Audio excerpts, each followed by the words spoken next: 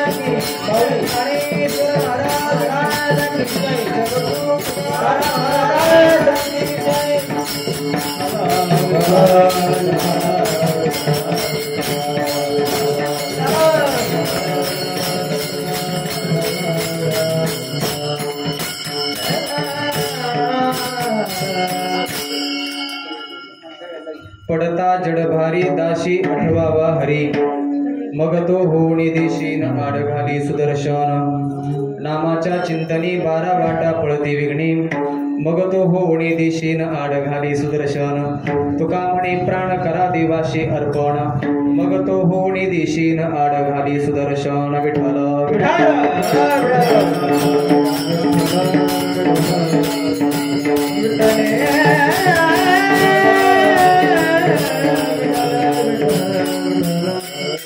समचरण सरोजं सानणीलाम्बुदाभं जगनैतपानि मंडनं मंडनानां तरुण तुलसीमाला कंदरं कंजनेत्रं सदैवदवलहासं विठ्ठलं चिन्तयामि महायोगपीठे तटे भीमरथ्यां वरं पुण्डरीकाय दातुं मुनीन्द्रैः समागत्य तिष्ठन्तमानन्दकन्दं परब्रह्मलिङ्गं भजे पाण्डुरङ्गं पाण्डुरङ्गकारो प्राता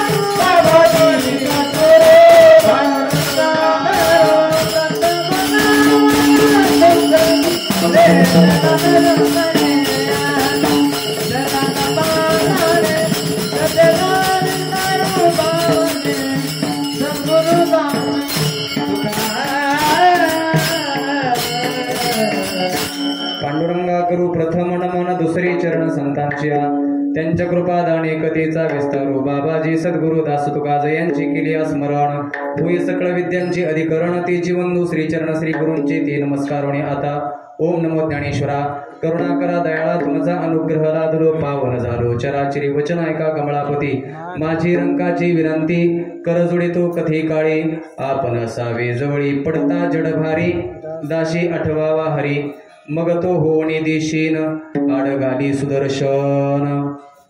भगवान श्री खंडोबा यांच्या पवित्र दरबारामध्ये आपल्या या सौंदर्य परिक्षेत्रामध्ये सालाबादप्रमाणे चालू असणारा अखंड हरिनाम सप्ताह ग्रंथराज ज्ञानेश्वरी पारायण सोहळा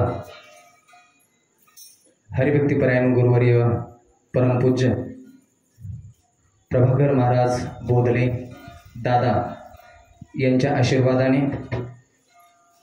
हरिभक्तीपरायण गुरुवर्य जयंत महाराज बोधले यांच्या प्रेरणेने भगवंताच्या असीम कृपेने आणि सौंदर्य ग्रामस्थानी पंचक्रोशीतील भाविकांच्या सहकार्यातून आणि परिसरातील सर्व वारकरी मंडळींच्या उपस्थितीमध्ये वारकरी शिक्षण संस्था असतील वारकरी मंडळी असतील भजनी मंडळी असतील यांच्या उपस्थितीमध्ये हा चालू असलेला अखंड हरिनाम सप्ताह ग्रंथराज ज्ञानेश्वरी पारायण सोहळा आणि या सप्ताहातील पहिली कीर्तनाची सेवा विठ्ठल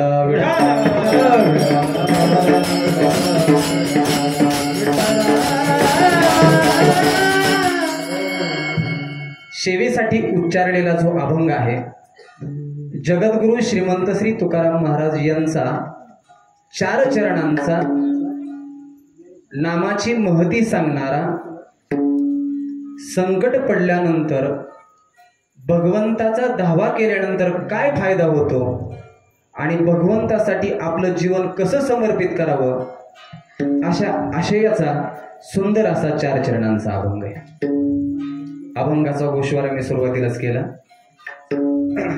महाराज म्हणतात की जड भारी पडता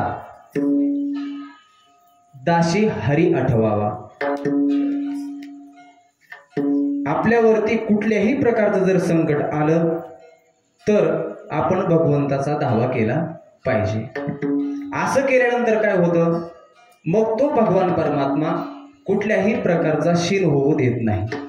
प्रसंगी तो सुदर्शन सुद्धा आड घालतो. मग असं जर आपण नामाचं चिंतन सतत केलं तर मग आपल्या जीवनामध्ये येणारे जे काही विघ्न आहेत ते 12 वाटांनी पळून जातात. पण यासाठी तुम्हाला तुमचा प्राण भगवंताला समर्पित करावा लागेल असा अभंगाचा सरळ अर्थ. विठ्ठल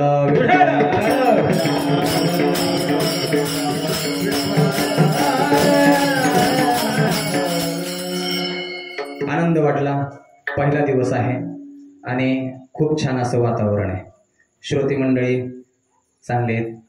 नाहीतर पहिला दिवस म्हटलं की बऱ्याच गावामध्ये लोकांची मानसिकता असते आज पहिला दिवस आहे जाऊ दे अजून 5-6 दिवस आहेत शिल्लक अशी एक मानसिकता असते. परंतु पहिल्या दिवशी सुद्धा श्रोते मंडळी चांगले आहेत. असं कुठलंही कार्य म्हटलं वारकरी संप्रदायामध्ये एक दंडक आहे. पहिले कीर्तनकार, त्यानंतर जागरचे कीर्तनकार आणि काल्याचे कीर्तनकार या 3 जणांना बंधन असतं. बाकीचे जे मध्ये आहेत नामपर, उपदेशपर, आलं लक्षात? कुठल्याही प्रकारचा अभंग घेऊ शकतात संतपर, परंतु पहिले जे आहेत त्यांना नामपर घ्यावं लागतो, नामाचं महत्त्व थोडं सांगावं लागतं. म्हणून या अभंगामध्ये नामाच्या चिंतने असल्यामुळे मी हा अभंग घेतला. जागरच्या दिवशी मागणीपर अभंग घ्यावा लागतो. हे तुम्हाला आता जास्त सांगायची गरज नाही, तुम्ही चांगले बुजुर्ग लोक आहेत, बोधले महाराज आहेत म्हणून श्रोते मंडळी खूप विद्वान असावेत, चांगले असावेत. आणि काल्याचं कीर्तन म्हटलं की काल्याचा अभंग घ्यावा लागतो, असा एक दंडक असतो, नियम आहे. म्हणून त्या नियमाला असं आपण भगवंताच्या नामाचं या ठिकाणी थोडंसं महत्त्व सांगणार आहोत आपल्या वेळेत. आतापर्यंत शास्त्रामध्ये आध्यात्मिक क्षेत्रामध्ये कुठल्याही कार्याची सुरुवात साधू संतांनी भगवंताच्या नामानं केलेली आहे. पहा तुम्ही, जगद्गुरु श्रीमंत श्री तुकोबरायांचा गाथा लिहित असताना महाराजांनी सुरुवातच सुंदरते ध्यान या अभंगाने केली. काही गाथ्यांमध्ये समचरण दृष्टी या अभंगाला सुरुवात आहे, म्हणजे भगवंताच्या रूपाचं वर्णन केलेलं आहे. ज्ञानोबरायांची ज्ञानेश्वरी लिहित असताना ओम या शब्दाने सुरुवात करतात. ओम नमो जी अद्या वेद प्रतिपाद्या जय जय सुसंवेद्या आत्मरूपा. मग ओम हा शब्द सुद्धा मंगल आहे. कुठल्याही कार्याची सुरुवात मंगलानं करावी. मग ओंकार आता शब्दस्य द्वावे तो ब्रह्मण पुरा. ओम हा शब्द स्वभावतच मंगल असल्यामुळे माऊलींनी ज्ञानेश्वरीची सुरुवात ओम या शब्दाने केली. दुसरी ओवी, देवा तुझी गणेशो सकलार्थमती प्रकाशो म्हणे निवृत्तीदासो प्रबलहारी जो जे, है की नाही? म्हणजे श्री गणेशांना सुद्धा या ठिकाणी काय केलं? नमन केलं. अशी कितीतरी उदाहरणे आहेत. व्यवहारामध्ये पाहतो, व्यवहारामध्ये एखाद्या व्यक्तीनं एखादं दुकान टाकलं, नवीन सुरुवात केली, आज गुढीपाडवा आहे, सुरुवात केली, तर तो काय करत असतो? ब्राह्मण काकाला बोलवून घेतो, त्याची पूजा वगैरे करतो, तिथं गणपती स्थापना केली जाते, हे की नाही? आणि ब्राह्मण काका तिथे येऊन काय करतात? गणपतीची पूजा करून तिथं गणपतीची 12 नावं घेतली जातात. वक्रतुंड महाकाय सूर्यकोटी समप्रभ निर्विघ्नं कुरु मे देव सर्वकार्येषु सर्वदा, हे की नाही? सोमोकशे गदंतश्य कपिलो गजकर्णकः लंबोदरश्य विकटो विघ्ननाशो विनायकः. अशी गणपतीची 12 नावं घेऊन मंगल केलं जातं. मग आता हे मंगल का करायचं? मंगल एकासाठीच करायचं की कुठलंही कार्य हाती घेतलेलं असताना ते निर्विघ्नपणे पार पाडावं, म्हणून मंगल करायचं. जुने लोक पेरणी करताना, ते सगळे जुनेच आहेत इथं बसलेले, 50च्या आतलं तिथं कोणीच नाही, एकच आहे फक्त तो पण मागं बघतोय. पण जुने जे लोक आहेत, पेरणी करत असताना पहिल्याची ती काय असायची? तिफन असायची, हे की नाही? तिफन. मग त्याच्यावरती ते चाड्यावरती ज्या वेळेस हात ठेवायचा आहे त्यावेळेस तो पेरायला लगेचच अशी सुरुवात करत नव्हता. तो सुरुवातीला म्हणायचा गणेश गणपती लागू दे सुती. हे काय होतं बरं? अतिशय भोळ्या भावानं तो म्हणायचा गणेश गणपती लागू दे सुती, पण तो नमन करत होता. आता नमन राहिले का? ट्रॅक्टर येतोय, पिवरून जातोय, मालकाला कळत नाही. नमन केलं जातं. व्यवहारामध्ये सुद्धा नमन आहे. कारण मी सुरुवातीला श्लोक सांगून गेलो, वक्रतुंड महाकाय सूर्यकोटी समप्रभ निर्विघ्नं कुरु मे देव सर्व कार्येषु सर्वदा. सर्व कार्य हे निर्विघ्नपणे पार पडावं म्हणून मंगल केलं जातं. मग एवढं मोठं सप्ताहाचं कार्य म्हटल्यानंतर मंगल करायला नको का? है का नाही? विठ्ठल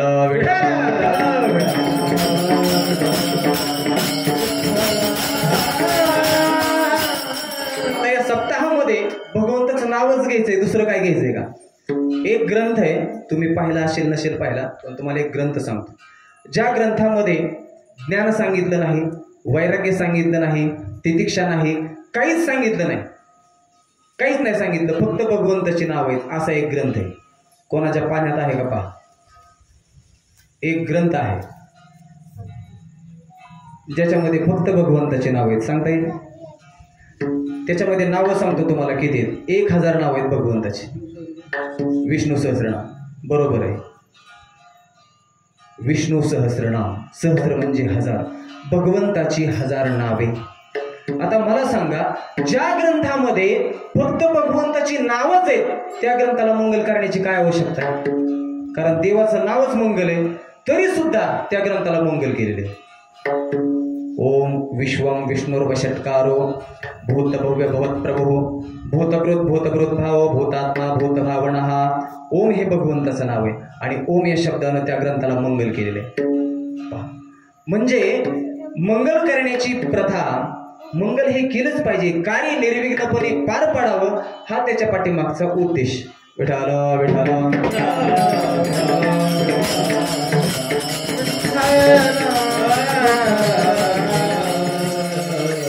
म्हणून आपला हा सौंदर्य परिक्षेत्रामध्ये, सौंदर्य या गावामध्ये आणि आपल्या सौंदर्य गावचं जे ग्रामदैवत आहे खंडोबा आहे, त्यांच्या पवित्र दरबारामध्ये हा सप्ताह आपण गेली अनेक वर्ष या ठिकाणी साजरा करतो.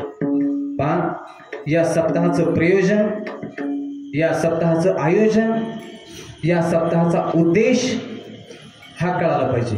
सर्वात महत्वाचं, सप्ताह का करायचा, कशासाठी करायचा सप्ताह? ते म्हणजे काय नाही, पाठीमागचे लोक करत होते ते चालायचं, आपलं ते करायचं, असा उद्देश नाही.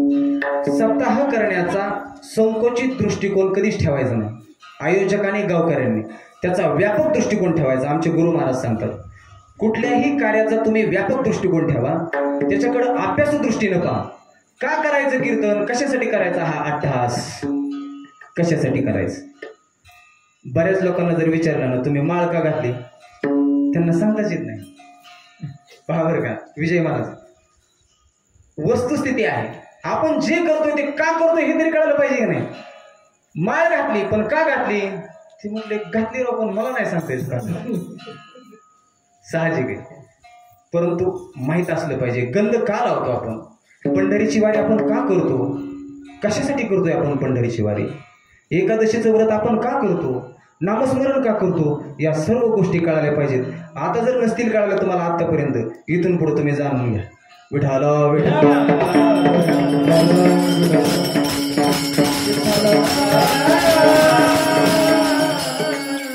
म्हणून सप्ताहाचं जे प्रयोजन आहे, या सप्ताहाचं मुख्य प्रयोजन आहे, पहा, एक कीर्तन, नारदांची गादी आहे, भगवंताचं, संतांच्या प्रचाराचं आणि प्रसाराचं हे व्यासपीठ आहे.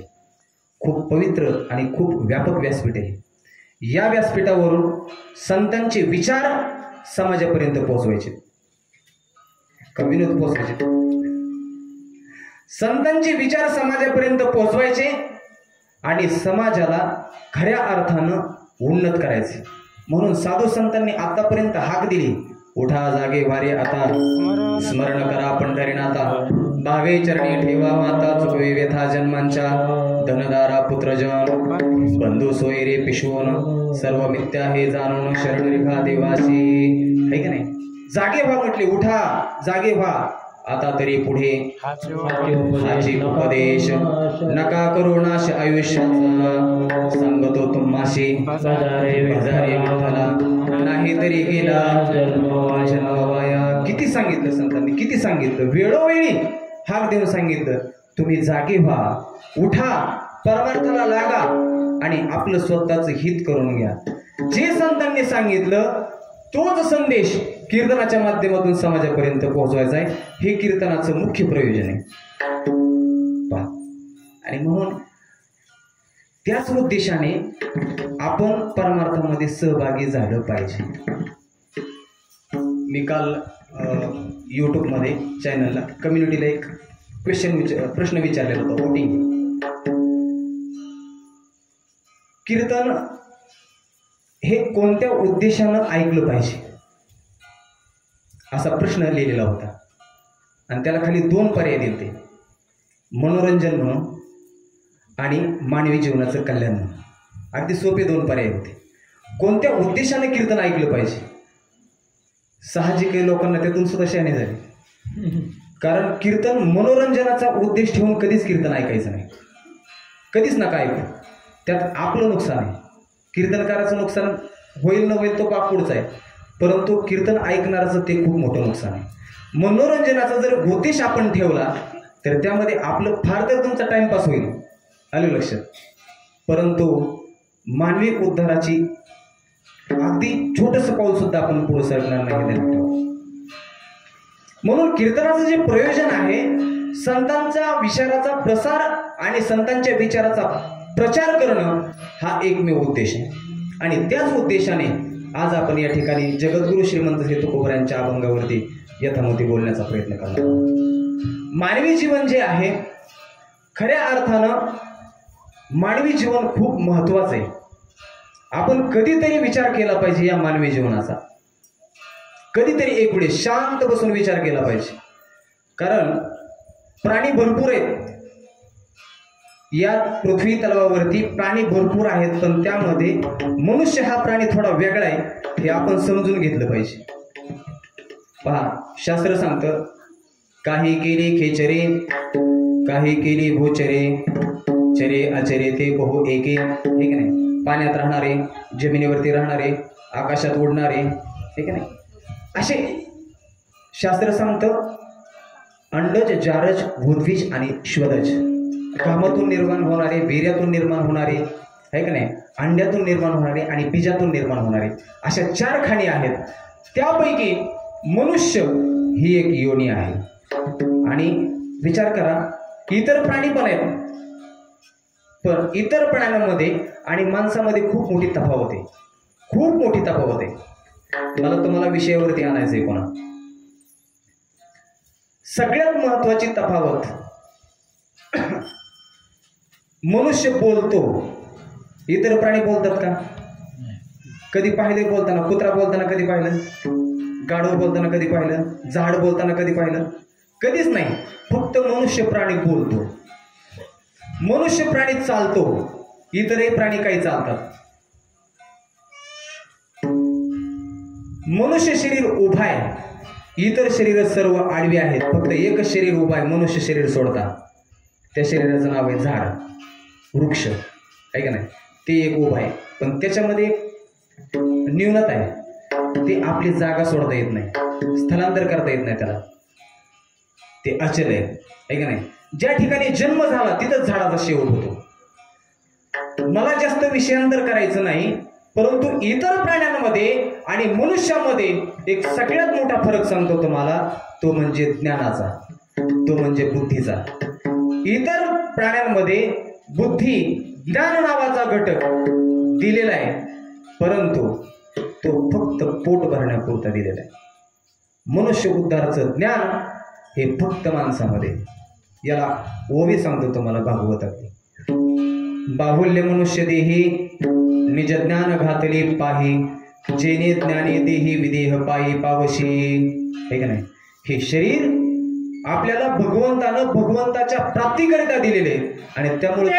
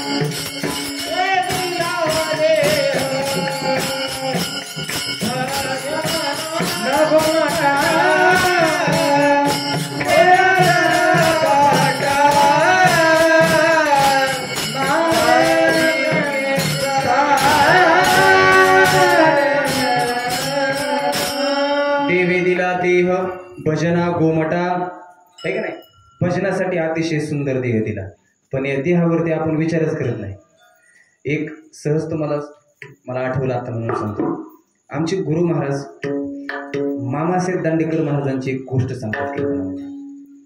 मामासाहेब दांडेकर, गुरुवर्य मामासाहेब दांडेकर ज्यावेळेस कीर्तनाला निघालेले होते त्यावेळेस एक मनुष्य देवाला संतांना शिव्या देत होता. आणि महाराजांना असं वाटलं, हा वारकऱ्यांना, महाराज मंडळींना, संतांना देवाला का शिव्या देतोय बाबा विनाकारणच. म्हणून महाराज असे फेटा बांधून ज्यावेळेस निघालेले होते मामासाहेब, त्यावेळेस त्यांना तो मनुष्य दिसल्यानंतर ते मनुष्याकडे चालायला लागले, जो शिव्या देत होता देवाला त्याच्याकडे निघाले. गावातले लोक म्हटले, महाराज तिकडे नको आपल्याला, ते आमच्या गावात वायाला गेलेले गिऱ्हाईक, आपलं चला हे. लाखो लोक इथं बसलेत, त्यांचे कीर्तनाला आपल्याला जायचं गरजेचं आहे. ही एकासाठी तिकडे लाखो लोकांना कशाला टाळायचं. मामा म्हटले, कीर्तनाला जी बसलेली मंडळी ती चांगली आहेत, पण ह्याला उपदेशाची गरज आहे. आणि त्याला ज्या वेळेस सांगितलं, म्हटले का रे बाबा, का देवाला शिवाय देतोय तू. त्यानं सांगितलं, देवानं मला काहीच दिलं नाही म्हणून मी देवाला शिवाय देतो. महाराज म्हटले, काय नाही दिलं.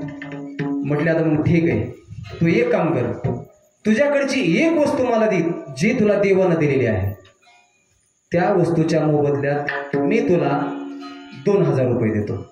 त्यावेळेसचे 2000 रुपये तुला देतो बरं का. त्यावेळेस तो म्हटला, माझ्याकडे नाहीच काय तर काय देऊ तुम्हाला. ते म्हणले, आहे देवानं जे दिलेलं आहे ते मला द्यायचे. ते म्हणले, सांगा मागा काय. मामा म्हटले, तुझा एक डोळा मला दे, तुला मी 2000 रुपये देतो. 2 डोळे जर दिले तर तुला मी 4000 रुपये देतो. हाताचं एक बोट जर दिलं तर मी तुला 1000 रुपये देतो. 10 बोट जर दिली तर मी तुला 10,000 रुपये देतो. एक किडनी जर तुझी मला दिली तर मी तुला 50,000 रुपये देतो तुझी किडनी मला.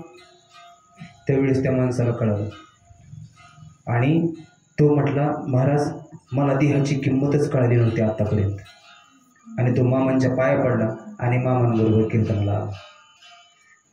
आपल्याला किडनीची किंमत माहिती आहे.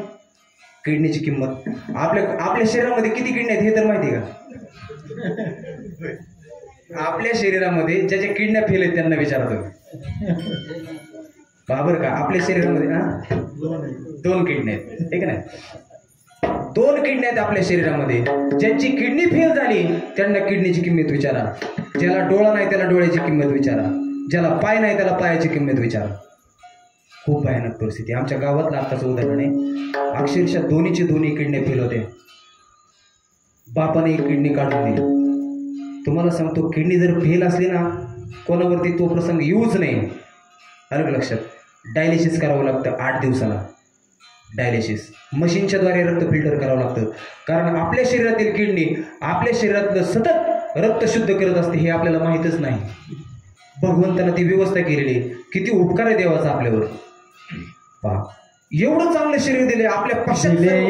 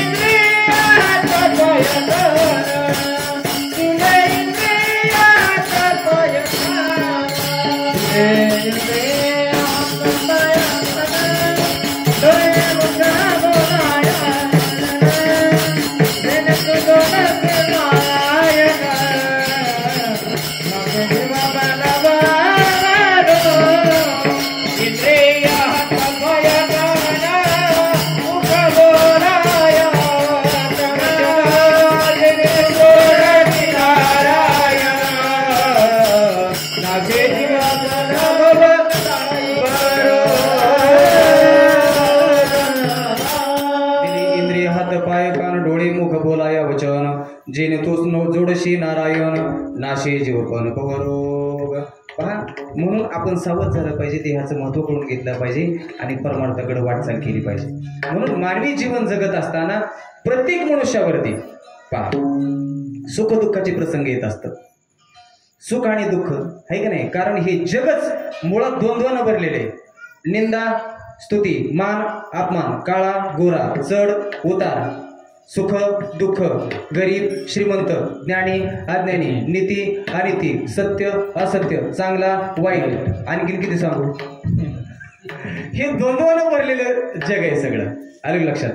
आणि या द्वंद्वामध्ये आपल्याला कधी सुख होणार आहे तर कधी दुःखही होणारच आहे. नाण्याच्या दोन बाजू आहेत, कधी सुख तर कधी दुःख, आलं लक्षात. कधी सुखाचा प्रसंग येईल, कधी दुःखाचा प्रसंग येईल.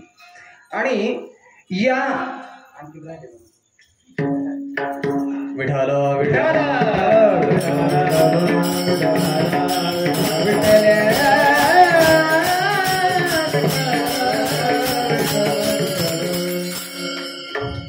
या सुखदुःखाच्या प्रसंगामध्ये सुखाचा जसा आपल्यावरती प्रसंग येतो तसाच दुःखाचा सुद्धा प्रसंग आपल्यावरती येत असतो. मग दुःखाचा प्रसंग आल्यानंतर मनुष्य काय होतो, नाराज होतो, मनुष्य खिन्न होतो, दया येते, आपल्याला कीव येते.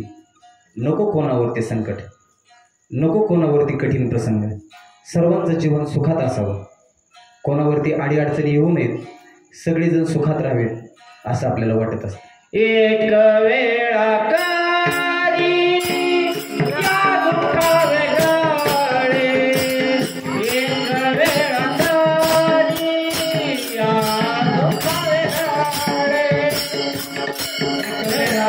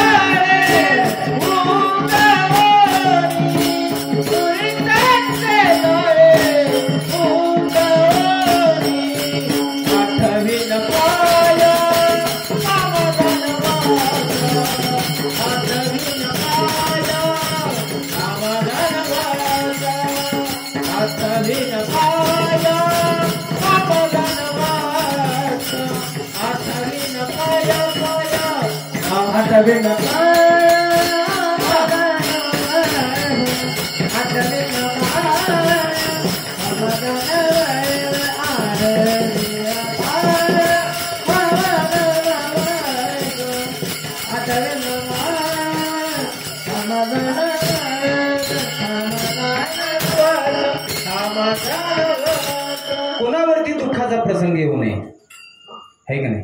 प्रत्येकाचं जीवन सुखी असावं. पण असं होतं, दुःखाचा प्रसंग आल्याशिवाय ते राहत नाही. मग का होतं असं? लोक म्हणतात देव आमच्या बाबतीतच असा का करतो. लोकांचं थोडं लक्ष देऊन ऐकत जा तुम्ही. एखाद्यावरती कठीण प्रसंग आला की लोक म्हणतात देव आम्हालाच असा का करतो. देव कोणाचं कधीच वाईट करत नाही, हे ध्यानात ठेवा. कधीच नाही. आपणच आपलं वाईट करत असतो. आत्मैवरिपो आत्मनः, मीच माझा शत्रू आहे, माझा मीच झालो शत्रू. कैसे पुत्रधारा कैसा मित्रो, कासया घातला पसरो अहो जगद्गुरु तुका म्हणे. आपल्यावरती जी संकट येतात, आपल्यावरची जी प्रतिकूल परिस्थिती येते, ऐका ना, आलं लक्षात, ते सगळं आपल्या कर्मामुळे. एक मोठ्यांची लिस्ट सांगतो तुम्हाला. कर्मे मनमत झाला शेराग, कर्मे चंद्राशी घडला दोष. त्या अभंगाचं दुसरं चरण आहे.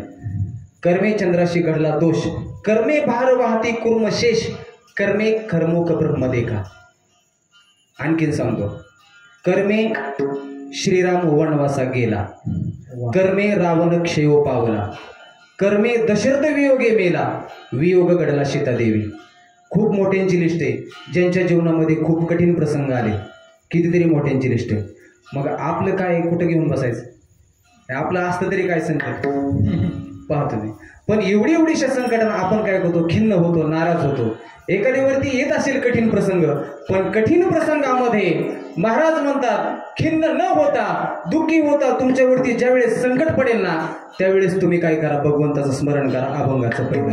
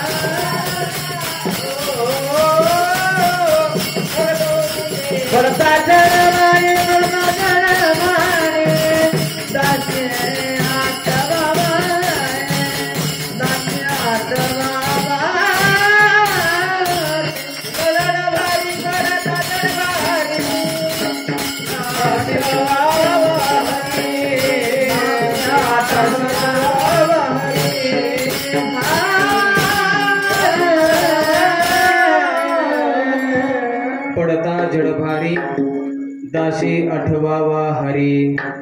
जडभारी पडता, जडभारी या शब्दाचा अर्थ आहे संकट. संकट पडल्यानंतर तुम्ही काय करायचं? 100 नंबरला कॉल करायचा. बरोबर आहे. काय संकट पडले की सांगितले रे शासनात 100 नंबर डायल करायचा आहे का? महाराजांनी सांगितलं जडभारी पडता, संकट पडल्यानंतर दाशी हरी आठवावा. आपण काय केलं पाहिजे? भगवंताचं स्मरण केलं पाहिजे. पण संकट पडल्यानंतर आपण तर स्मरण करतोच की, हे का नाही? आता इथून आम्ही निघाल्यानंतर जिथं डेंजर झोन आहे तिथं आमचं रामकृष्ण हरी चालू होतं. आमदार असलं की लोक राम राम राम राम राम राम, आणि कोणी नसले की हिंदी गाणे चालतात लगे पुढे, है का नाही? वस्त विजय सर बरोबर आहे. जिथं काय नाही ना संकट तिथं मजा एक साथ आपली गाणी म्हणायची. आणि जिथं अंधार आहे आणि सांगितलंय कोणीतरी इथं आड आहे का नाही, तिथं थोडंसं तिथं जरा असं तसं असं म्हटलं की लोक तिथून जाताना काय करतात? म्हणजे संकटामध्ये भगवंताचं आपण स्मरण करतोच की आम्ही. महाराजांनी सांगितलं संकट काळामध्ये भगवंताचं तुम्ही स्मरण ठेवा. भगवंताचं स्मरण ठेवल्यानंतर तो परमात्मा काय करतो? दुसरं चरण मग तो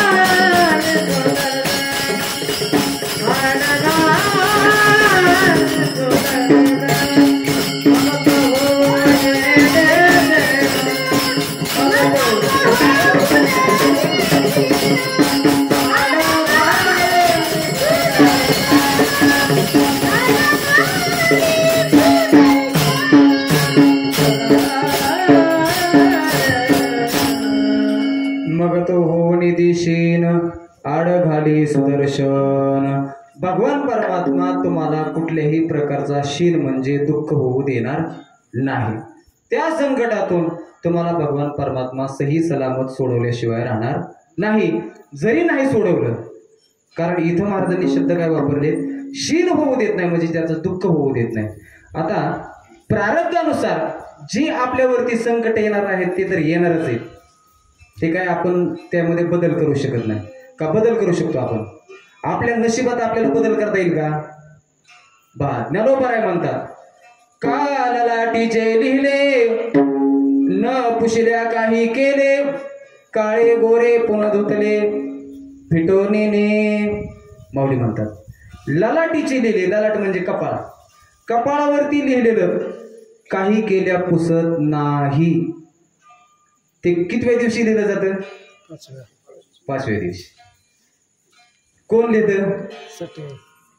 आहे का नाही? लिहिते. मग ते पाचव्याच्या दिवशी लोक लय खूप अट्टास करतात, दिवा वगैरे ते ठेवायचं. मला सांगायचं, मला जास्त विस्तार मी करणार नाही. ललाटीचे लिहिले न पुशिल्या काही केले, कपाळावरती लिहिलेलं पुसता येत नाही.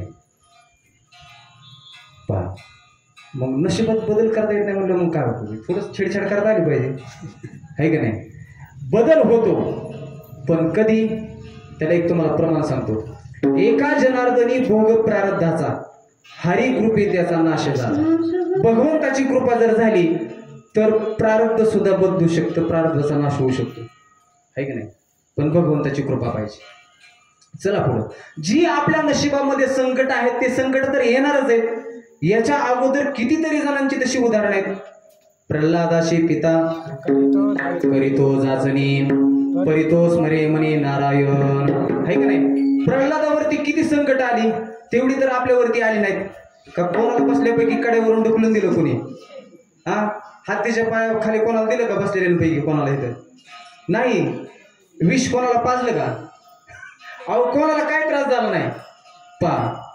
पण प्रल्हादाला प्रल्हादाच्या बापानच म्हणजे हिरण्यकश्यपूने कितीतरी त्रास दिला, पण त्रासामध्ये भगवंताचं स्मरण ठेवलं आणि त्या स्मरणाचा फायदा असा झाला, प्रल्हादाला कुठलंही संकट काहीच करू शकलं नाही, त्याच्यामध्ये व्यथा झाली नाही. उकळत्या तेलाच्या कढईमध्ये टाकलं, कड्यावरून कडे लोट केलं, हत्तीच्या पिसळत्या हत्तीच्या पायाखाली दिलं, पण काही झालं नाही, कारण तो भगवंताचं स्मरण करत होता.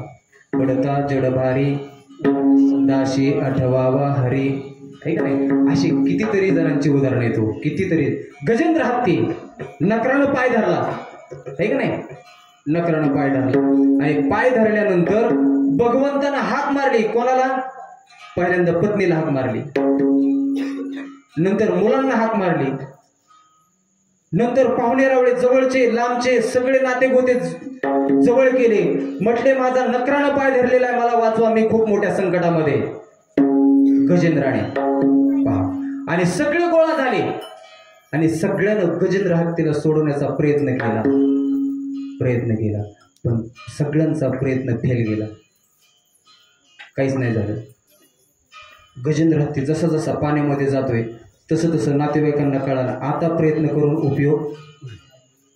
लोकांना वाचवण्यासाठी नातेवाईक प्रयत्न करतात, पण ज्यावेळेस प्रयत्नही काहीच कामाला येत नाही त्यावेळेस ते म्हणतात आता आपल्या हातात काय. शेवट.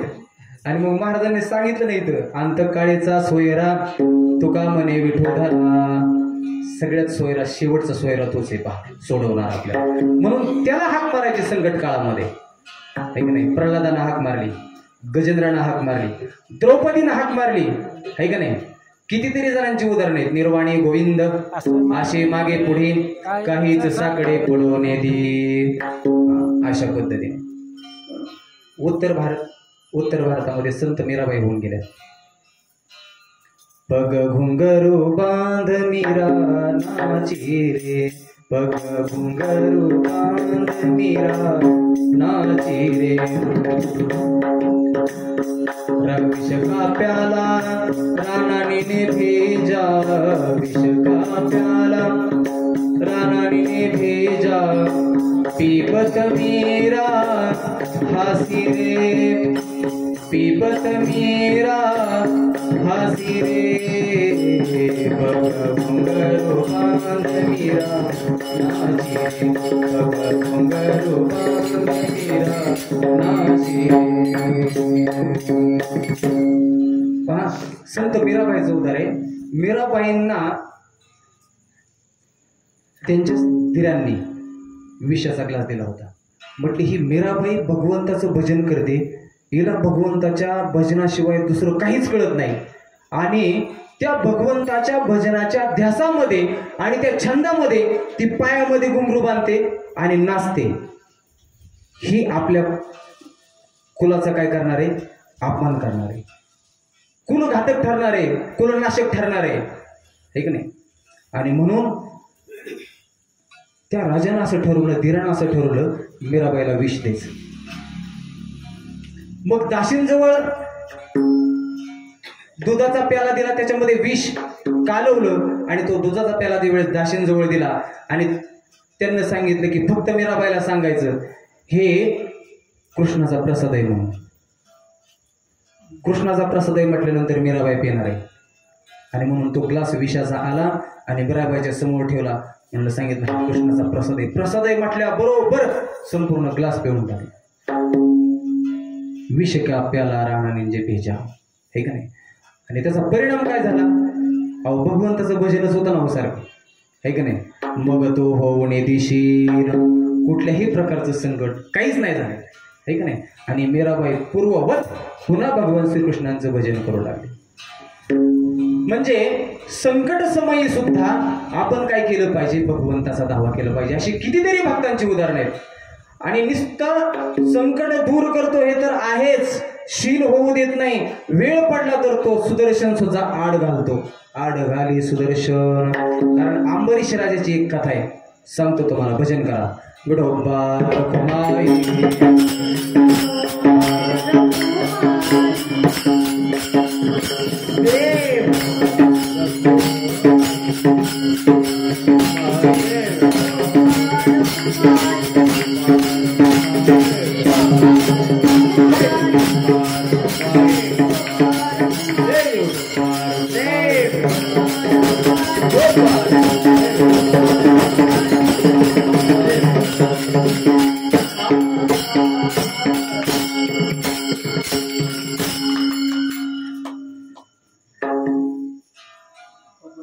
आपल्याला अगदी वेळेवर थांबायचं, कारण पहिलेच कीर्तन आहे, पहिला दिवस आहे ना.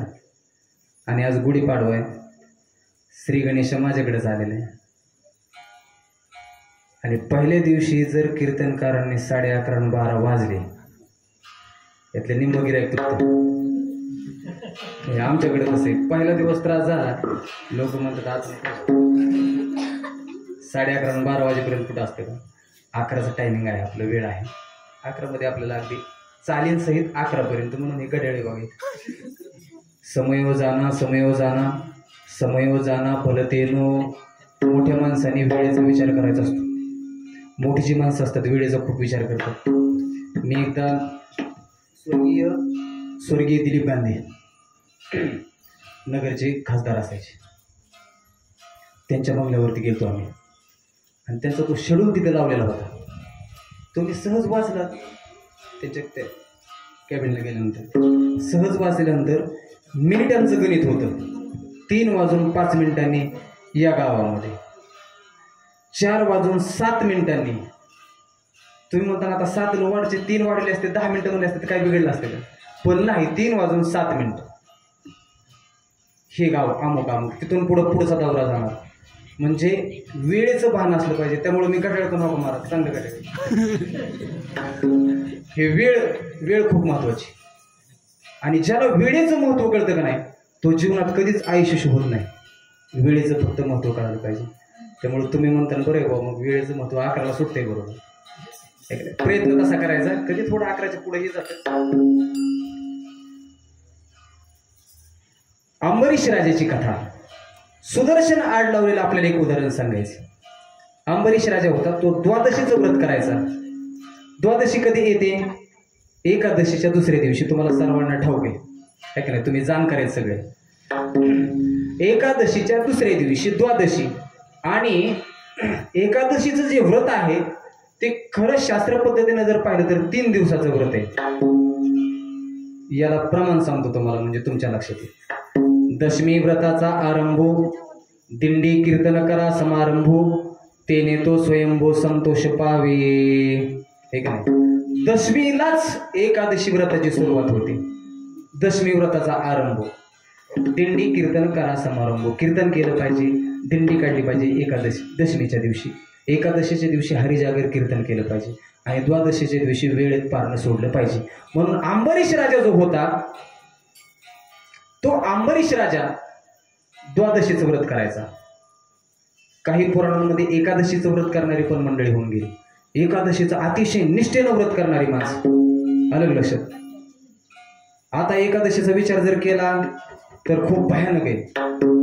अलग लक्षात. लोक सहज म्हणतात एकादशी दुप्पट खाशी, आहे का नाही. ते काय करतं, सकाळी उठले 1 ग्लास भर दूध पिणार, 9 वाजले की 1 डझनभर केळं खाणार, 12 वाजले की 1 टोपलंभर शेंगा, 2 वाजता प्लेटभर खिचडी, परत चहा, परत आणखीन सफरचंद, परत केळी. 6 वाजलेले असते तरी चेहरा गड्याचा सुकलेलाच असतो. एवढं खाऊन चेहरा सुकलेला. आणि मग त्यांना जर म्हटलं ना, महाराज का वाज चेहरा लय सुकलाय, ते म्हणतो आज एकादशी. एवढं खाऊन चेहरा सुकलेला आणि एकादशी म्हणतो. आणि दुसऱ्या दिवशी द्वादशी उजळली बायको लगेच म्हणतो लवकर स्वयंपाक कर, कालची एकादशी. म्हणजे 1 दिवसाची एकादशी त्याचा 3 दिवस बोबाट असतो. आपली एकादशी अशी. एकादशी कशी आहे माहिती का? एकादशीचं खरं तर फळांचा आहार आपण घेतला पाहिजे, तसा नियम आहे बरं का. पण आपल्याला आता काटेकोर एवढं पाळणं होत नाही, आहे का नाही. जसं आता फक्त एक आहे बरं का, परमार्थाचं माप टाकीत चालायचं, एवढंच करायचं. कलियुगामध्ये खूप प्रतिकूल परिस्थिती आहे परमार्थाला. अलग लक्षात. साधना करायची म्हटली, साधनेला एवढा अनुकूल काळ नाही. अवघ्या वाटा झाल्या क्षीण, कली नगडे साधन, उचित विधी विधान नकडे सर्वता, भक्तिपंत बहु सोपा. जास्त डोकं लावायचं नाही, नामस्मरण करत बसायचं, सगळ्यात सोपं. मग फराळ, खरा तर शब्द फल आहार असा शब्द आहे, त्याचा अपभ्रंश झालेला आहे फराळ. असे बरेच शब्द आहेत अपभ्रंश झालेले. खरा शब्द आहे वज्रबली, त्याचा अपभ्रंश झाला बजरंगबली. खरा शब्द आहे वज्रबली. अलग लक्षात. आमच्याकडे एक दाकोजी निमगाव म्हणून गाव आहे. तिथं दाकोजी महाराजांची समाधी होती. तिथं समाधी आहे त्या निमगावमध्ये. आणि तेव्हापासून त्या निमगावला, पहिलं निमगावच नाव होतं, महाराजांची समाधी झाल्यापासून त्या गावाला दाकोजी निमगाव, कारण महाराजांचं नाव होतं दाकोजी निमगाव. आणि त्या आता नावाचा अपभ्रंश झालाय, त्याला नाव पडले डाकू निमगाव. काय गरज आहे का? आहे का काय? डाकू निमगाव. काय तर लोक म्हणतात निमगाव डाकू. ती लोक म्हणले महाराज आमच्या गावात कुणी डाकू नाही, पण लय अवघड झाले, मग अपभ्रंश झाला. तसं खरा शब्द आहे फल आहार, आणि त्याचा अपभ्रंश झाला फराळ. काय घेणं देणं नाही. मग फराळ म्हणलं की लोकांना वाटतं खिचडीच खायची असते. खिचडीच खायची असते, आज चुकीचा संग होईल, ध्यानात ठेवा. अजून त्याच्यावर संशोधन व्हायचंय वारकऱ्यांमध्ये त्याच्यावरती. मला तर वाटतं बैठक व्हायला पाहिजे. कारण कसं असतं, पचायला जड आहे, आहार बरोबर आहे की नाही. सगळ्यात सोपं सांगतो तुम्हाला, केळी द्राक्षे सफरचंद खात जा. पण ते पण डॉक्टर लोक म्हणतात खाऊ नका. मग खायचं काय? आलं लक्षात? फवारणी केलेले सगळं रासायनिक आलं. तसा विचार जर केला तर खूप भयानक परिस्थिती आहे. पहा, पण होता येईल तेवढं आपलं चलती का नाम गाडी, गोड शेंगदाणे खात जा आपलं, आहे का नाही. दूध वगैरे प्यायचं, गावरान गायचं, जर्शीचा नका पिऊ. आता पण गावरानच राहिले नाही. गावरान गाय कुठे सांगा? गावात आहेत का तुमच्या गावरान गाय? राहिलेच नाही. तो गावरान गायच राहिले नाही. प्रत्येकाच्या घरामध्ये, प्रत्येकाच्या दारामध्ये एक देशी गाय असलीच पाहिजे. विठ्ठल विठ्ठल.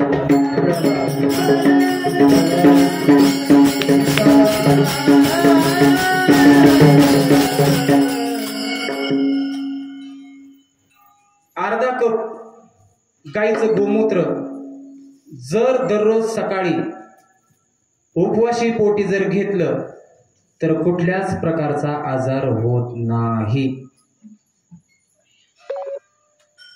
शुगर असेल, शुगर लेवल कमी होते. हे तर डॉक्टर नाहीत ना कोणी कीर्तन आले, ते म्हणते ना आमच्यापेक्षा हुशार झाले का तुम्ही. आम्ही आश्रमामध्ये हे सगळं ज्ञान घेतलेलं आहे. मी जवळजवळ 10 वर्ष गाईचं गोमूत्र घेतलेलं आहे. माझं वय किती आहे माहिती आहे का तुम्हाला? मी खूप जुना आहे. आलं लक्षात? गाईचं गोमूत्र, राजीव दीक्षित, कधी सर्च करा विजय सर आणि ऐका, लय फायदा होईल तुम्हाला. राजीव दीक्षित शुगर लेवल कितीतरी जणांची आपण ठीक केली फक्त गावरान गाईच्या गोमूत्राने. महिला माता भगिनींमध्ये जर गर्भवती महिला असतील, माता भगिनी असतील, तर त्यांना गोमय रस द्यायचा. डिलिव्हरीच्या आधी 8 दिवस गावरान गाईचं शेण सुती फडक्यानं गाळायचं, त्याच्यामध्ये गोमूत्र मिसळायचं आणि त्याचे 2-2 चमचे दररोज द्यायचे प्यायला. नैसर्गिक डिलिव्हरी होणार. हसू नका. नैसर्गिक डिलिव्हरी होईल आणि सिझरची वेळ येणार नाही. पण सर्रास 90% महिलांची सिझर होते. भयानक परिस्थिती. आणि हा प्रयोग जगाला सांगण्यापेक्षा मी याचा अनुभव घेतला. मी माझ्या पत्नीला गोमय रसाचा प्रयोग केला. आमच्या घरातील भावगीतल्या ज्या महिला आहेत त्यांना गोमय रसाचा शेजारी प्रयोग केला. एकही डिलिव्हरी सिझर करावी लागली नाही. अनुभव घेतलेला आहे. फायदा झाला तर काय अडचण आहे? खूप फायदे. सहज ओघानं जाता जाता विषयांतर झालं. गुळ शेंगदाणे खायची एकादशीला इथपर्यंत आलं. आणि नाहीच जमलं तर आपलं एक दूध गावरान गायचं असेल तर अति उत्तम. पहा, म्हणजे अशा पद्धतीचं. मग अंबरीश राजा जो होता तो द्वादशीचं व्रत करायचा. आणि त्यानं काय केलं, द्वादशीचं पारण सोडण्यासाठी मोठमोठ्या ऋषींना आमंत्रित केलं. त्यामध्ये दुर्वास ऋषींना सुद्धा आमंत्रित करण्यात आलं. मग दुर्वास ऋषी आले आणि आल्याबरोबर सकाळी प्रातःकाली पहाटेच काय केले, स्नानाला गेले. यमुनेवरती स्नानाला गेले आणि स्नानावरून माघारी यायला थोडा उशीर झाला. अंबरीश राजाला वाटलं पारणं सोडण्याची वेळ झालेली, मग काय करायचं. म्हणून त्यांना काय केलं, पाण्याचं आचमन घेतलं. म्हणजे ऋषी येत नाहीत, पण ऋषींना आपण आमंत्रित केलेलं आहे आणि ते येण्याची जर वाट पाहिली तर वेळ निघून जाईल पारणं सोडण्याची. आणि जर त्यांच्यासाठी थांबलं तर वेळ निघून जाईल, आहे का नाही. आणि जर आपण पारणं सोडलं तर ऋषींना राग येईल. धर्मसंकट आहे आता काय करायचं. म्हणून त्यांनी पाणी प्राशन केलं. उपवाशी राहिल्याचंही फळ मिळलं आणि द्वादशीचं व्रताचं पारणं हे सुटलं. आणि दुर्वास ऋषी ज्या वेळेस आले त्यावेळेस त्यांना कळालं राजानं पारणं सोडलेले. तळपायाच्या आत्मस्तकाला गेले. कारण दुर्वास ऋषींचा स्वभावच रागीट. ते म्हटले मला बोलवलं माझ्या अगोदर. आता मला सांगा, तुम्ही जर एखाद्या मोठ्या व्यक्तीला बोलवलं त्यांच्या अगोदर तुम्ही जर देऊन ढेकर देत बसले, म्हणजे मी जेवलोय आता तुम्ही जेवा असं म्हणल्यावर जमल का? दुर्वास ऋषींना राग आला. ते म्हटले मला बोलवलं माझ्या अगोदर पारणं सोडलं आणि शाप दिला. एक कृत्या पाठीमागं लावली अंबरीश राजाचा. अंबरीश राजा पाठीमागं पुढं पळायला लागला. ती कृत्या पाठीमागं पळत. राजाला वाटलं आता काय करायचं. भगवंताचा दावा केला. पडता जड भारी, संकट आलं आणि अंबरीश राजानं भगवंताचा दावा केला आणि भगवंताने त्याच्या हातामध्ये जे असणारं चक्र आहे, सहस्त्रमुखाचं चक्र, ते त्या कृत्येच्या पाठीमागं म्हणजे अंबरीश राजांच्याच दुर्वास ऋषींच्याच पाठीमागं लावलं. म्हणले शाप देता माझ्या भक्ताला, माझी उपासना करणारा तो भक्त आहे, राजा आहे. आणि अंबरीश राजा मग पुढं, दुर्वास ऋषी पुढं आणि चक्र पाठीमागं. शंकराकडे गेले, अनेक देवांकडे गेले, ब्रह्मदेवाकडे गेले. म्हटले माझं हे संकट टाळा. ते म्हटले आम्ही कुणी हे काय करू शकत नाही, तुम्हाला जे ज्यांचं चक्र आहे मालकाचं त्या मालकाकडे जावं लागेल, त्याशिवाय पर्याय नाही. मग मालक कोण आहे? भगवान विष्णू. विष्णूंकडे गेले, म्हटले हात जोडतो पण हे चक्र थांबवा, चक्र थांबवा, मला चक्र यायला लागले. चक्र काही केलं थांबत नाही, चक्र तेवढं थांबवा. भगवान विष्णू म्हटले मी जरी मालक असलो तरी सुद्धा परमिशन राजाची घ्यावं लागणार आहे, कारण तुम्ही ज्यांना शाप दिलाय तो माझा भक्त आहे. भक्ता राखे पायापाशी दुर्जनाशी संहारी, आहे का नाही? त्यांना सांगितलं, म्हटले राजाची तुम्हाला माफी मागावी, क्षमा मागावी लागेल. मग परत दुर्वास ऋषी अंबरीश राजांकडे आले आणि त्यांनी माफी मागितली आणि मग ते चक्र पूर्ववत भगवान परमात्माकडे गेलं. आड घाली सुदर्शन, भगवान परमात्मा वेळ पडली तर सुदर्शन सुद्धा आड घालतो. आणखीन नामाच्या चिंतने 12 वाटा पळती विघ्ने. भगवंता जर नामाचं चिंतन केलं ना तर 12 वाटा, 12च वाटा सगळ्या, महाराज म्हणतात ते अर्धी सगळी विघ्न 12 वाटानं पळून जातात. पहा, मग अशा पद्धतीने जर आपण आपलं जीवन व्यतीत केलं तर नक्कीच भगवान परमात्मा आपल्याला संकटामधून सावरतो, संकट आपलं हलकं करतो, दुःख हलकं करतो. आता हे घडण्यासाठी आपल्याला सर्वात महत्वाचा मुद्दा आहे, पहा, तो अभंगाच्या शेवटच्या चरणामध्ये सांगितलं.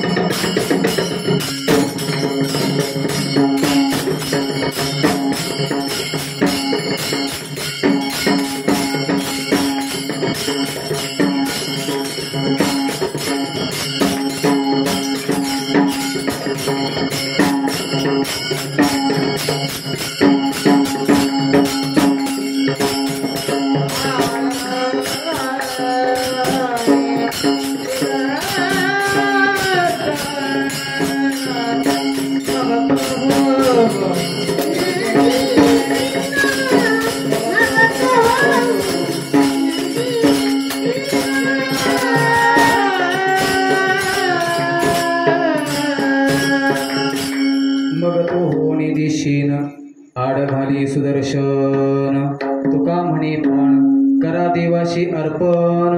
हे की नाही. महाराज शेवटी म्हणतात की आपण भगवंताचा धावा केल्यानंतर भगवान परमात्मा आपल्याला संकटातून सोडविल किंवा संकट हलकं करील. पण ते घडण्यासाठी आपल्याला सर्वात महत्वाचं म्हणजे आपला प्राण भगवंताला द्यावा लागणार. आता इथं महाराजांनी उल्लेख करताना तुका म्हणे प्राण आणि करा देवाशी अर्पण असं म्हटलेले. मग प्राण कोणाचा अर्पण करायचा? दुसऱ्याचा का आपला? आहे की नाही. लोक काय करतात? दुसऱ्याचा प्राण अर्पण करतात. लय वाईट आहे खरंच. याचं गांभीर्य थोडंसं घ्या कृपया. काय होतं, शिकलेली लोक सुद्धा अंधश्रद्धेच्या बळी पडतात. याचं लय वाईट वाटतं. शिकलेले काल आमच्या तिथलाच प्रसंग आहे. डॉक्टर होते. डॉक्टर शिकलेले चांगले आणि त्यांच्या घरी जागरण गोंधळ करायचं नाही असं मत नाही, परंतु तुम्ही एखाद्या प्राण्याचा बळी देतात. आमच्या घरी जागरण गोंधळ केले, आम्ही केला जागरण गोंधळ, पण बळी नाही दिला. ध्यानात ठेवा, प्राण्याचा बळी निरापराध. स्वामी विवेकानंदांचं एक मत आहे. स्वामी विवेकानंद म्हणतात आपल्याला जसा जीवन जगण्याचा अधिकार आहे तसा प्रत्येक जीवाला जीवन जगण्याचा अधिकार आहे, आणि त्याचं जीवन हिसकावून घेण्याचा आपलं काय अधिकार आहे? कधीच नाही. म्हणून कुठंतरी थोडस जागा व्हा. लक्षात. अहो नाथांनी गाढवाला पाणी पाजलं, आवाज येत आहे का नाही. काशीवरून पाणी आणलं आणि गंगेचं पाणी पार पैठण क्षेत्रापर्यंत घेऊन आल्यानंतर त्यांना लक्षात आलं गाढव पाण्याशिवाय तरमळते, पाणी नाही त्याला. महाराजांनी असा विचार केला का मी काशीवरून पाणी आणले आणि त्या गाढवाला कसं काय पाजायचं? अहो संतांनी उलट प्राण्यांवरती दया केलेली आपल्याला चरित्रामध्ये दिसतं, है की नाही. आणि त्याच प्राण्यांची बळी आपण घेतो, है की नाही. छत्रपती शिवरायांनी पहा तुम्ही हिंदवी स्वराज्याची प्रतिष्ठापना करण्यासाठी जी शपथ घेतली रायरेश्वराच्या मंदिरामध्ये, पुण्याच्या नैऋत्येला रायरेश्वराचं मंदिर आहे, तिथं महाराजांनी शपथ घेत असताना आपली करंगळी कापलेली, आहे की नाही. म्हणून प्राण द्यायचा आहे ना तुम्हाला, तुमच्या स्वतःचा द्या, दुसऱ्याचा देऊ नका. प्राण समर्पित करायचं आहे आपल्याला. आपलं जीवन भगवंत परमात्म्याच्या चरणावरती व्हायचंय, समाजाची सेवा करायची. याच्या पलीकडे आणखीन काय? एवढं जरी वर्म कळालं ना बस. परमार्थाचं एक वर्म आहे, एक ध्यानात ठेवा. आपला सगळा संभ्रम आहे. माळ घातली म्हणजेच परमार्थ होतो, गंध लावला म्हणजेच परमार्थ होतो, कीर्तन केलं म्हणजेच परमार्थ होतो. ही परमार्थाची बाह्यरंग आहेत. अंतरंग सांगतो कोणालाच कधी दुखवू नका. आपल्या वाणीने, आपल्या शरीराने, आपल्या मनाने कोणालाच कधी दुःख द्यायचं नाही. याच्यापेक्षा दुसरा मोठा परमार्थ नाही. सगळ्याला चांगलं बोला, गोड बोला, आहे का नाही. हाच परमार्थ आहे. हे परमार्थाचं वर्म लक्षात घेऊन महाराज म्हणाले सर्वात प्रिय असणारा जीव.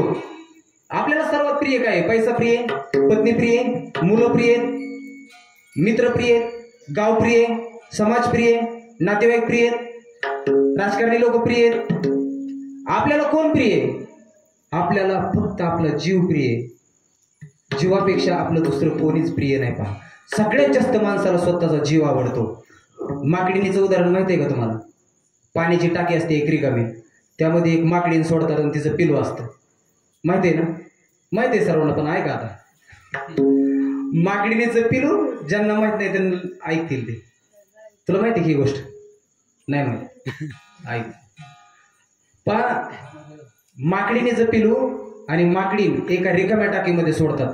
मोठी टाकी असते आणि त्या टाकीमध्ये पाणी सोडतात. पाणी सोडल्यानंतर होतं असं, ते पाण्याची पातळी वर वाढत येते.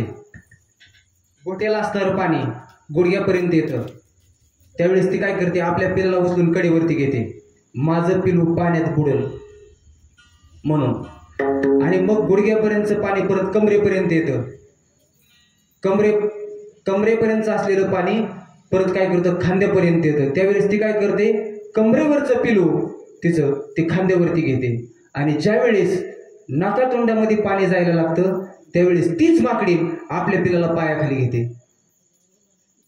स्वतःचा जीव प्रिय, ह्या जगात कोणीच कोणाला प्रिय नाही, ध्यानात ठेवा. मुलं नाही, पत्नी नाही, काय नाही, फक्त हे माया आहे. माझा मुलगा, माझी पत्नी, माझे वडील, माझी आई, फक्त माया आहे, फक्त माया. आणि या मायेमध्ये आपण बुडलो, बाकीचं काही नाही. फक्त याच्यावरती कधीतरी विचार करा. म्हणजे याचा अर्थ नातेवाईकांना टाकून द्या असं मला म्हणायचं नाही. तुम्ही म्हणता नको रे ही माया आहे, चला आपलं कुठं निघून, तसं नाही. संसार करून आसोनी संसारी वेगवेगळी करी वेदशास्त्र बाह्य सदा म्हणून आपली वेळ झालेली आहे. तुका म्हणे प्राण करा देवाशी अर्पण, मग तो हो निदेशीन आड घाले सुदर्शन ज्ञानेश्वर.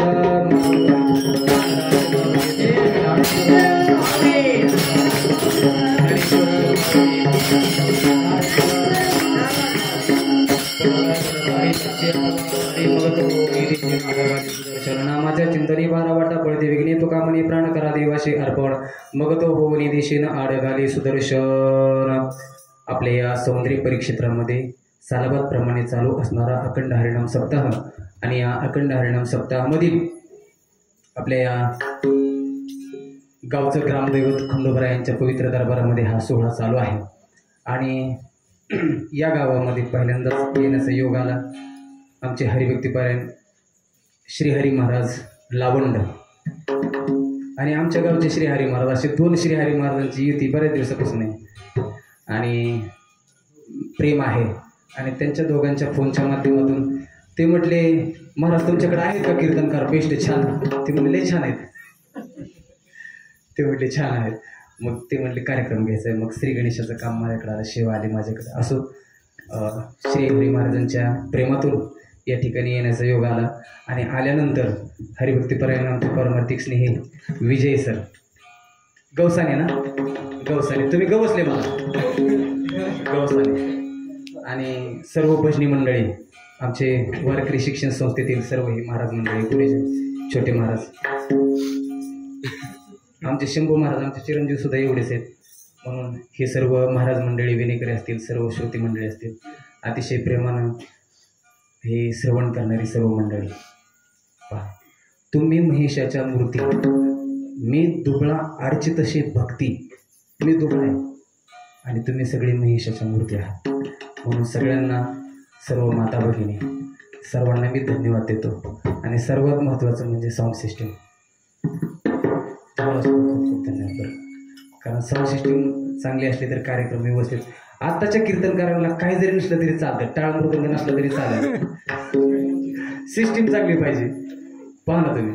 आणि तुकोबरायांच्या काळात आहे का, काही नसलं तरी चालेल, महाराजांना टाळ होते फक्त, आहे का नाही? आताच्या कीर्तनकारांना सिस्टीम लागते. मला तसं काही नाही, सिस्टीम असले काही नसले काय, माझं काय नसतं. अगदी असं ओपनली कीर्तन म्हटलं तरी मला उलट त्यामध्ये आनंद वाटतो. टाळकरी वाजवणारी विशारद असू नाही तर गाणारी विशारद असू नाही तर तसं काय फरक पडत नाही. मी फक्त बोलण्यावरती कीर्तन करतो लक्षात. परंतु म्हणणारे असले की दूध शर्करा योग आणखी होतो, दुधात साखर पडते. वाजवणारे चांगले असल्यानंतर महाराज आहेत. सर्व गुणीजन मंडळी सर्वांच्या उपस्थितीमध्ये हा कार्यक्रम छान झाला असं मी नाही म्हणणार, मी कसं काय म्हणेन, आहे का नाही? म्हणून महाराजांच्या जगद्गुरु श्रीमंत श्री तुकोबा यांच्या अभंगावरती यथामती यथावकाश बोलण्याचा प्रयत्न केला. काही बोललो बोबडे माये बापा तुम्हा पुढे, सलगी लाडे कोडे आता क्षमा करावी. आरुष माझी वाणी बोबडे उत्तरे, केले तेले कुरे सलगी पाये. कौतुक करावे संती माये बापे, जीवन देवनी रूपी विस्तारे जे. आधारे बदली प्रसादाची वाणी, उच्चिष्ट सेवने तुमचिया. तुका मने हेच करीतो विनंती, मागे न पुढती शिवादान. पायाच्या प्रसादे काही बोलड विनोदी, मज क्षमा करणे संधी नवे अनुभूती युक्ती. नवे हा उपदेश तुमचे पडपडलोशी, तुमचे कृपेचे पोसणे जन्मोजन्मे. तुका म्हणे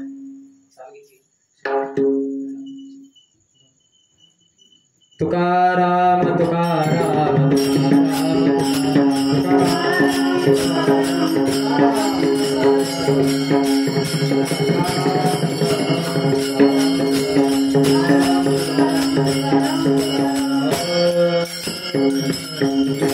जय जय.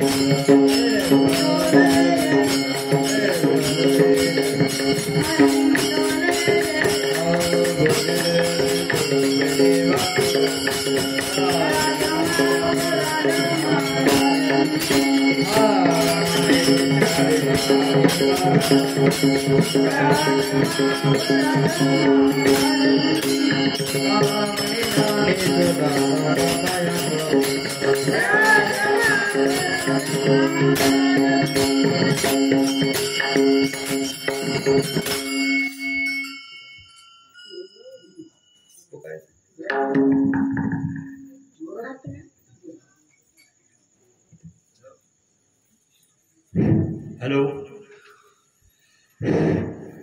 सर्वप्रथम मी अखंड हरिनाम सप्ताह मंडळाच्या वतीनं आज गुढीपाडव्याच्या निमित्त, नवीन वर्षाच्या निमित्त सर्व श्रोत्यांना, सर्व भजनी मंडळांना, टाळकरी मंडळींना, मृदंगवादकांना आणि विशेषतः ज्यांचा आज सुरुवातच एकदम चांगल्या प्रकारे झाले ते आपले प्रदीप महाराज डेहरे, गाव त्यांचं आहे वीट, तालुका करमाळा. या सर्वांनाच गुढीपाडव्याच्या निमित्त मी सर्वांनाच हार्दिक शुभेच्छा देतो. आणि दरवर्षीच्या प्रथेप्रमाणे आजपासून आपल्या अखंड हरिनाम सप्ताहाच्या सुरुवात झालेली आहे. या सप्ताहाच्या पुष्पमालिकेतलं पहिलं पुष्प प्रदीप महाराज डेहरे यांनी कीर्तनाच्या रूपाने गुंफलेलं आहे. त्याच्याच अगोदर आपल्याच गावचे सुपुत्र हबप श्रीहरी लावण महाराज यांनी प्रवचन सेवा चांगल्या प्रकारे केलेली आहे. त्यांनीही प्रवचन सेवेच्या पुष्पमालिकेतलं पहिलं पुष्प गुंफलेलं आहे. अशा पद्धतीनं आपण आज सुरुवात केलेली आहे. अगदी प्रदीप महाराजांनी या ठिकाणी आणि विशेषतः त्यांना हे लाभलेले त्यांना देणारे साथ भातंब्रेकर मंडळी आणि नवनाथ वारकर शिक्षण संस्था, की असे काय स्वामी समर्थ शिक्षण संस्था भातंब्रे, तर असे काय स्वराचे रत्न बाहेर पडले आज ऐकायला मिळाले.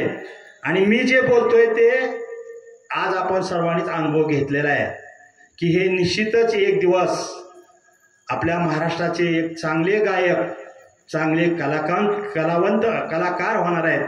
यात कधीही शंका घ्यायचं काही कारण नाही. अशा प्रकारे या आपल्या प्रदीप महाराजांनी शुभमंगल, श्री गणेशायन आणि सजीवामध्ये, प्राण्यामध्ये मानवी जीवन का श्रेष्ठ याचे प्रत्यक्ष उदाहरणं देऊन अगदी आपल्याला त्याच्यातले प्रत्यक्ष सत्यता आपल्यापर्यंत पटवली. आणि त्यांनी सांगितलं की संताचं मार्गदर्शन जनतेपर्यंत करणे हीच खरी सेवा आहे. आणि ती सेवा ते अखंडपणे चांगल्या प्रकारे करत आहेत. त्यांनी सांगितलं की मानवी जीवनाच्या प्रत्येक अवयवाचं महत्त्व काय आहे. साधा डोळ्यात आपल्या कचरा गेल्यानंतर आपल्याला कळतं डोळ्याचं महत्त्व. आणि देवाने आपल्यावर एवढी मानवावर उपकार केलेले आहेत की प्रत्येक गोष्ट दोन दिलेली आहे आपल्याला. डोळे दोन, नाकाला छिद्र दोन, दोन कान, म्हणजे एक बंद पडलं तर दुसरं चालू, म्हणजे एवढे उपकार आहेत. आणि महाराजांनी सांगितलं की एक माणूस म्हणाला की मला काय दिले देवाने, आणि ज्यावेळेस त्या महाराजांनी त्यांना सांगितलं की तुला काय दिले, त्यातलं त्या शरीराचं महत्त्व त्याला सांगितलं, त्यावेळेस आपल्या शरीराचं महत्त्व आपल्याला कळतं. अशा प्रकारे आणि श्री गणेशायन, कुठलंही कार्य करायचं असेल तर आपण श्री गणेशायन नमः म्हणतो. अगदी शेतात पेरणी करायची असेल तरी या सगळ्या गोष्टीचं महत्त्व त्यांनी अगदी चांगल्या प्रकारे सांगितलंय. मी पुनश्च प्रदीप महाराजांचं आमच्या गावाच्या वतीनं, सर्व श्रोत्यांच्या वतीनं, सर्व मंडळाच्या वतीनं आभार मानतो. आणि पुढील सत्काराचा कार्यक्रम आमचे महाराज